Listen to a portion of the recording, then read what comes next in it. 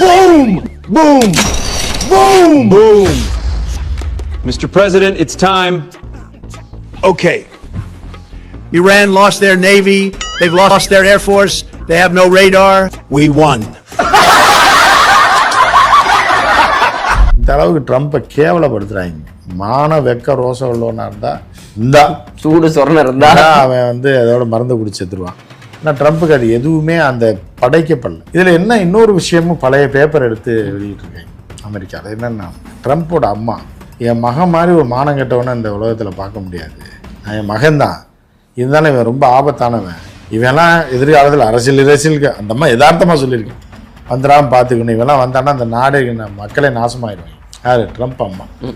வடிவேல் ஒரு மேப் சொல்லுவாப்புல, டெல்லி பிரச்சனை தீரணும்னா டெல்லியை தூக்கி இங்கே வச்சுருந்தோம், இல்லை சென்னையை தூக்கி டெல்லி பக்கத்தில் வச்சுட்டோம்னா அந்த பிரச்சனை தீர்ந்துருச்சு. இதே மாதிரி தான் என்ன பண்ணுறாங்க, ஏன்னா அமெரிக்கா ஃபுல்லாக பிரபலமாக அதை காட்ட முடியும்.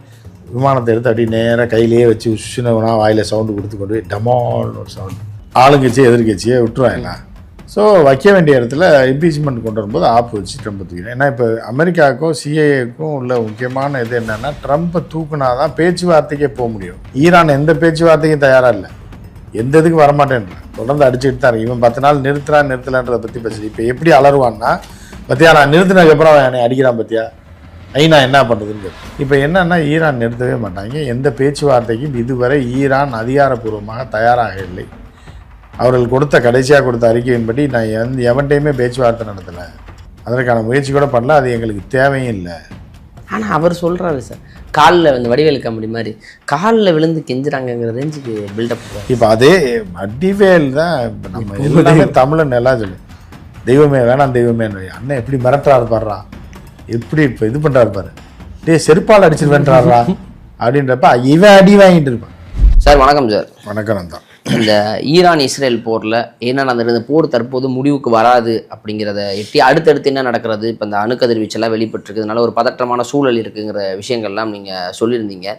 இப்போ அடுத்ததாக ஈரான் மீது 10 நாள் தாக்குதல் நாங்கள் நடத்த மாட்டோம், ரொம்ப கெஞ்சுறாங்க, அதனால் நடத்த வேணான்னு முடிவு எடுத்துருக்கோன்னு ட்ரம்ப் சொல்லியிருக்கிறாரு. எப்படி பார்க்குறீங்க? இப்போ ஈரான் வந்து ட்ரம்ப்கிட்ட கெஞ்சுறாங்களாமே சார்? அதாவது ஆளும் கட்சியோடைய கூட்டம் நேற்று நடந்துச்சு அமெரிக்காவில். ஏன்னா ட்ரம்ப்புடைய கட்சி, அந்த கட்சியோடைய அங்கே அமைச்சர்னு சொல்ல மாட்டாங்க, செக்ரட்டரிஸ்ன்னுவாங்க. அந்த செக்ரட்டரிஸ் மற்றும் எம்பிக்கள், செக்ரட்டரிஸ் வந்து அடங்கி போயிடுவாங்க, ஏன்னா பதவியில் இருக்காங்க. மினிஸ்டர்ஸ் வந்து ஒரு சிஎம், எடப்பாடியே தலைமை பொறுப்பில் இருக்கும்போது எடப்பாடி கீழே இருந்தவங்களும் எடப்பாடிக்கு எதிராக எதுவும் பேசலை. ஏன்னா அது ஒரு ப்ரோட்டோக்கால், தலைமையின் கீழே இருக்கிறத அப்படியே ஓட்டிட்டு வந்த 4 வருஷம் தானே, எதுக்கு சண்டையை போட்டு என்ன ஆக போகுது அப்படின்ற மாதிரி விட்டுருவாங்க. ஆனால் எம்பிக்கள் வந்து கிளிகளும் கிழிச்சிருக்காங்க, கேட்டிருக்காங்க, சிலர் கேள்வி கேட்டிருக்காங்க. சிலர் அங்கே போய் ட்ரம்ப் ஆத்தன்னு ஊரில் உள்ளவன்ட்டெல்லாம் ஆற்றலாம், ஏன் அவங்க கட்சி எம்பிட்டே ஆற்றுனா இது பண்ணுவானா, உள்ளூர்காரங்க கண்டுபிடிச்சிருவான்னு எல்லாருக்குமே தெரியும். அங்கே போய் பேசினதே வேற மாதிரி இருக்கு.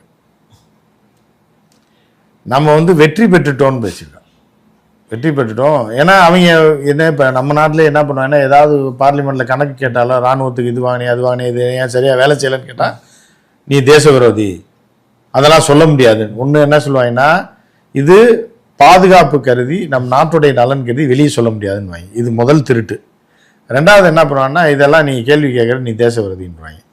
இதுதான் எல்லா உலகத்தில் எல்லா இடத்துலையும் செய்கிறது. அதுதான் அந்த மாதிரி என்ன ஆகுதுன்னா தேச விரோதின்றாங்க அங்கே. அதுக்கு மட்டும் இல்லாமல் நாங்கள் சிலதெல்லாம் செஞ்சுருக்கோம், அழிச்சிட்டோம், இதை அழிச்சிட்டோம், கப்பல் படை அடிச்சிட்டோம், விமானப்படை அடிச்சிட்டோம், வெற்றி 4வது நாளே நம்ம வெற்றி பெற்றுட்டோம், 10,000 இடங்களை தாக்கி அழிச்சிருக்கோம் அப்படின்றான். எல்லா பேரும் உயிரோட தானடா இருக்காங்க, அவன் பாட்டுக்கு வேலைக்கு போயிட்டு இருக்காங்க, எவனடா அழிச்சிங்க அப்படின்றது தான். அதுக்கு ஒரு கார்ட்டூன் வெளியிட்டிருக்காங்க. எப்படின்னா ட்ரம்ப் வந்து பொம்மையை வச்சு விளையாடுற மாதிரி ஃப்ளைட்டு உஸ்ஸுன்னு அதை அப்படியே கொண்டு போய் ஈரான் ஒரு படத்தில் வச்சு டேபிள்லேயே வச்சு, வடிவேல் எல்லாமே வடிவேல் காமெடியில் இருக்கிறது தான். வடிவேல் ஒரு மேப் சொல்லுவாப்புல, டெல்லி பிரச்சனை தீரணும்னா டெல்லியை தூக்கி இங்கே வச்சிடணும், இல்லை சென்னையை தூக்கி டெல்லி பக்கத்தில் வச்சிட்டோம்னா அந்த பிரச்சனை தீர்ந்துருச்சு. இதே மாதிரி தான் என்ன பண்ணுறாங்க, ஏன்னா அமெரிக்கா ஃபுல்லாக பிரபலமாக அதை காட்ட முடியும்.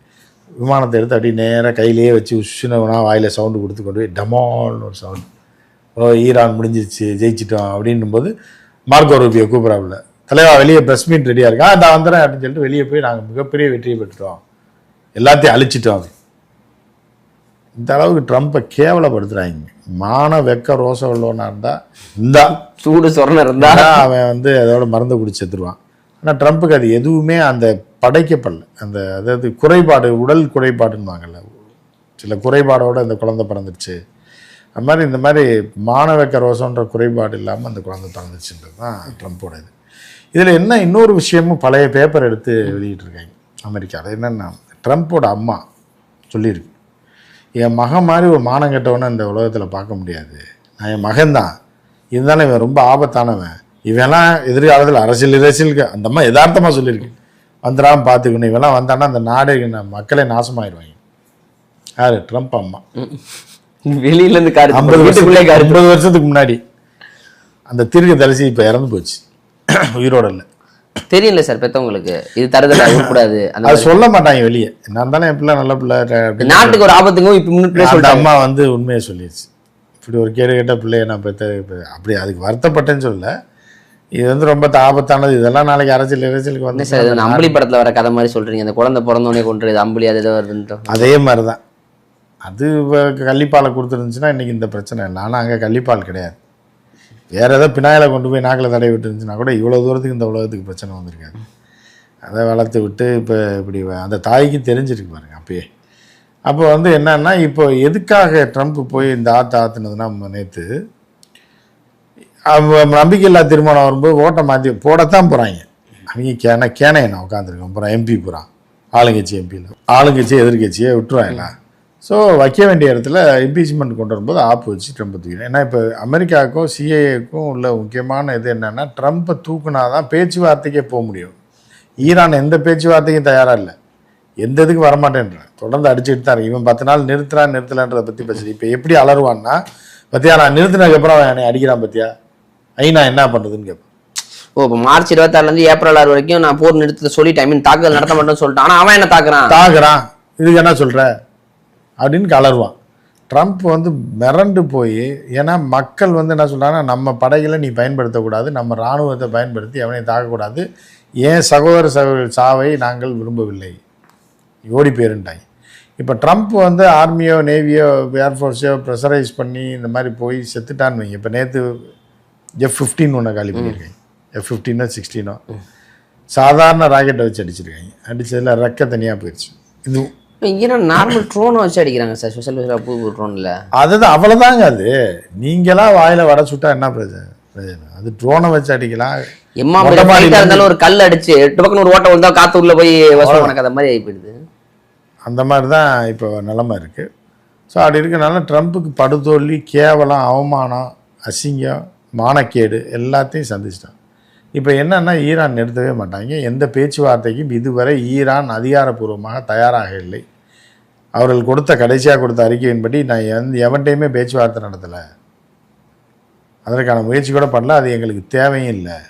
ஆனால் அவர் சொல்கிறாரு சார், காலில் இந்த வடிவேல் காமெடி மாதிரி காலில் விழுந்து கெஞ்சுறாங்கிற ரேஞ்சுக்கு பில்டப் பண்ணுறாரு. இப்போ அதே வடிவேல் தான் இப்போ நம்ம எல்லாமே தமிழன் எல்லாம் சொல்லு, தெய்வமே வேணாம் தெய்வமே, அண்ணன் எப்படி மிரட்டா இருப்பாரா, எப்படி இப்போ இது பண்ணுறாரு பாரு, செருப்பால் அடிச்சிருவேன்றாரா அப்படின்றப்ப இவன் அடி வாங்கிட்டு இருப்பான்.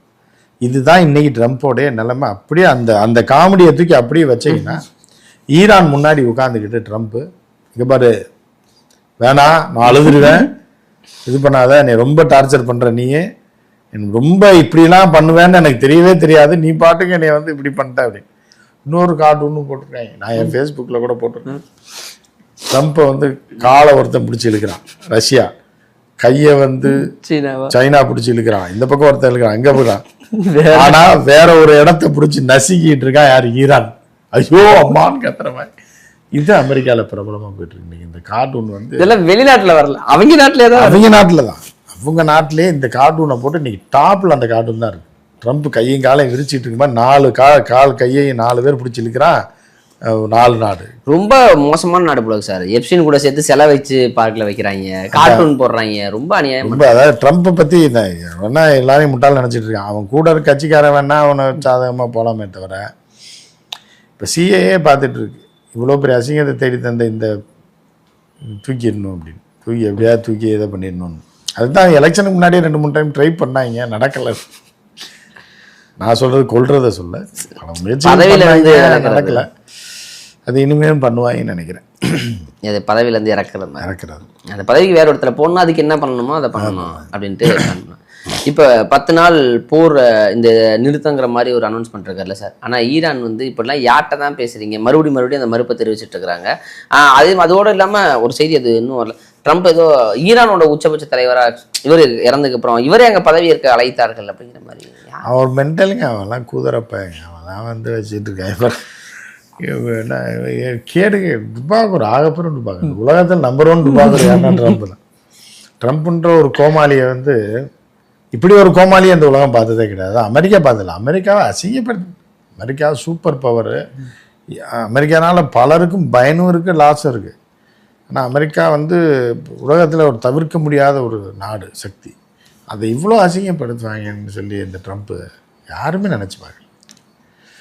அமெரிக்காவில் உள்ள யாருமே நினச்சி பார்க்கல.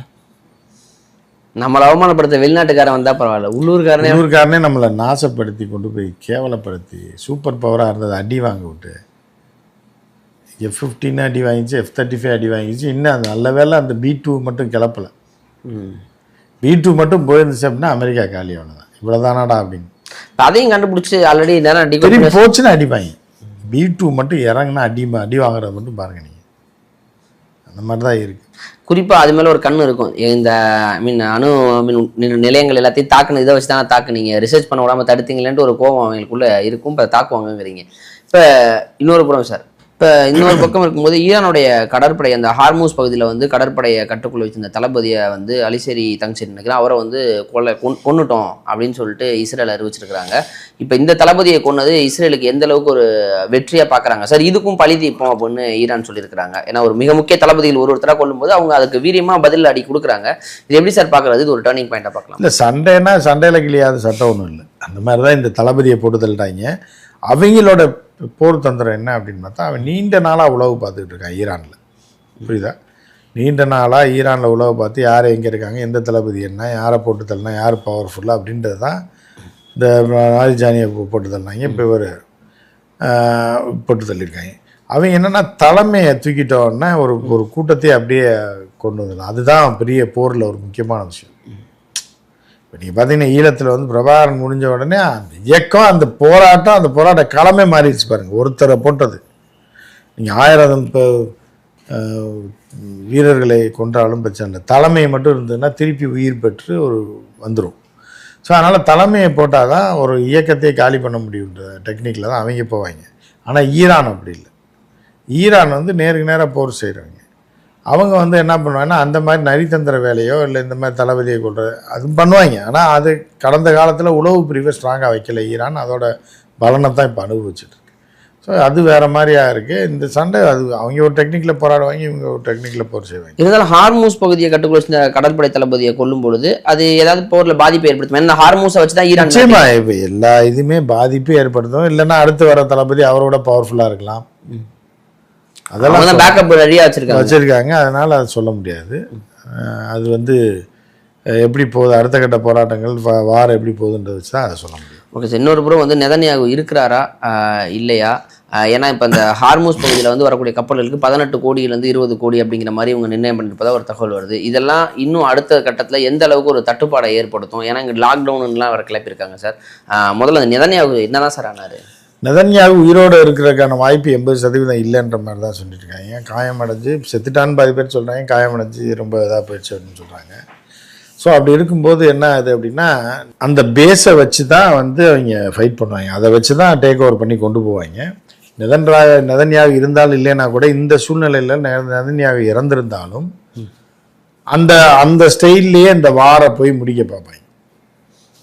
அப்போ தான் அவங்க வந்து என்னன்னா அவமானப்படாமல் இருக்க முடியுன்றது தான் அவங்களோட. போது இறக்கவில்லைங்கிற மாதிரி கொஞ்ச நாள் கழிச்சு ஜன்னி வந்து இறந்துட்டாருன்னு காட்டிடுவாங்க, இல்லை ஹார்ட் அட்டாக் இறந்துட்டாரு அப்படின்னு. ஸோ அதற்காக திட்டம் தான் போட்டுட்ருக்காங்களே தவிர நெதன்யாகு இப்போ வரைக்கும் நெதன்யாவோட வெளியான இந்த வீடியோ எல்லாமே ஏஐ வீடியோ மாதிரி தான் இருக்குது. ஸோ அப்போ இதுக்குள்ளே ஏதோ உள்குத்து இருக்குது. மொசாத் தான், ஏன்னா 4 பேர் தான் அந்த நாட்டை நடத்துறது. மொசாத் தலைமை, external affairs, prime minister, president, ரைட்டா? இந்த 4 பேரில் ஒன்று காலியானாலும் மீதி அந்த பாணியிலே போயிட்டே இருப்போம். மொசாத் டேக் ஓவர் பண்ணி நடத்துவான்.